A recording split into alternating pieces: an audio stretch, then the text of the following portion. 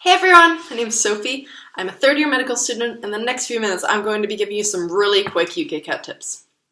First off, let's talk about a really common misconception, that the UKCAT cannot be studied for. It can be.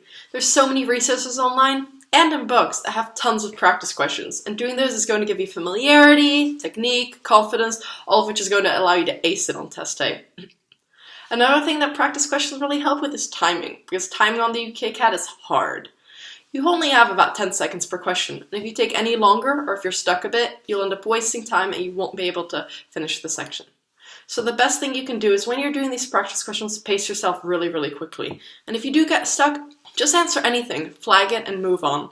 You might get lucky and get it right. Or if you have some time in the end, you can go back to your flagged questions and give them a bit more thought. Now let's talk about some of the specific subsections. First off, you'll get verbal reasoning, which has passages of text and a couple associated questions.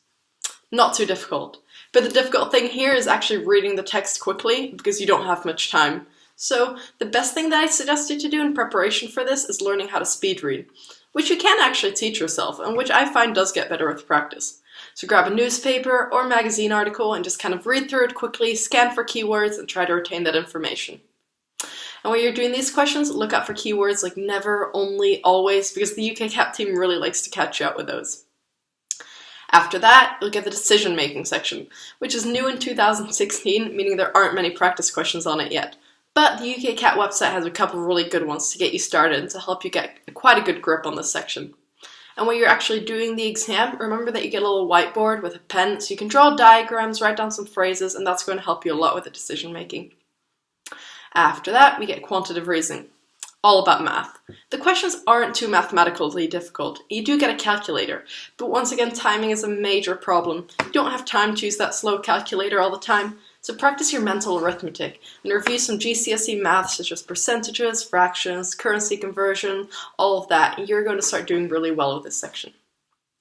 After that comes abstract reasoning, which is really daunting at first because it's not like really any other test you've done before, but it's one of those sections that absolutely the more you practice, the easier it gets, because UKCAT has a couple patterns that they really like to use over and over again.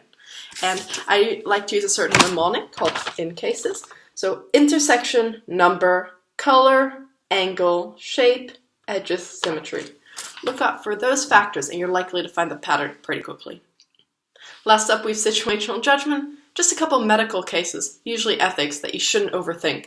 But do read the GMC's Guide to Good Medical Practice, which talks about confidentiality, professionalism, and those kind of topics will help you in situational judgment.